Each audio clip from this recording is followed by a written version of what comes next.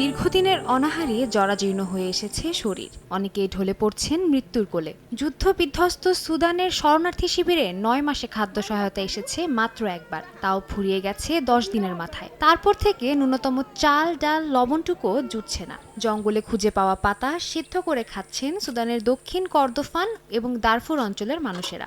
যুদ্ধ যাদেরকে মারতে পারেনি, ক্ষুধা তাদেরকে শেষ করে দেবে এমন আশঙ্কা তাদের। সুদানের সামরিক ও আধা সামরিক বাহিনীর মধ্যবর্তী গৃহযুদ্ধে বলির পাঠা হচ্ছে নিরীহ জনগণ। এতদিন ভয় ছিল এই বুঝি গুলির আঘাতে প্রাণ যায়, এবার সেখানে জায়গা করে নিয়েছে অনাহারের জীবন। যে এলাকাগুলো সামরিক বাহিনীর নিয়ন্ত্রণের বাইরে, সেখানে ত্রাণ পৌঁছে দিতে হিমশিম খাচ্ছেন কর্মীরা। সামরিক বাহিনীর দাবি, খাদ্য এবং ত্রাণ সহায়তা যাতে শত্রুপক্ষের হাতে না পড়ে তার জন্য এই তৎপরতা। তবে আন্তর্জাতিক সাহায্য সংস্থাগুলোর ধারণা ভিন্ন। তাদের মতে শত্রুপক্ষের এলাকাগুলোকে নিস্তেজ করে দেওয়ার উদ্দেশ্যে সহায়তা প্রেরণে বাধা দেওয়া হচ্ছে।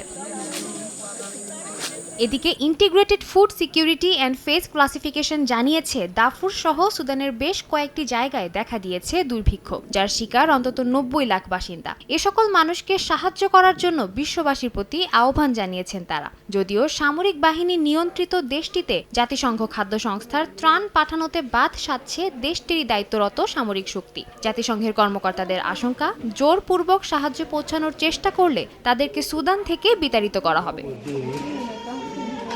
এসব কিছুর মধ্যে ক্রমেই বাড়ছে অনাহারে মৃত্যুর সংখ্যা। অনাহার ও রোগশোকে প্রতিদিন অন্তত ১০০ জন মানুষ মারা যাচ্ছে বলে ধারণা করা হচ্ছে।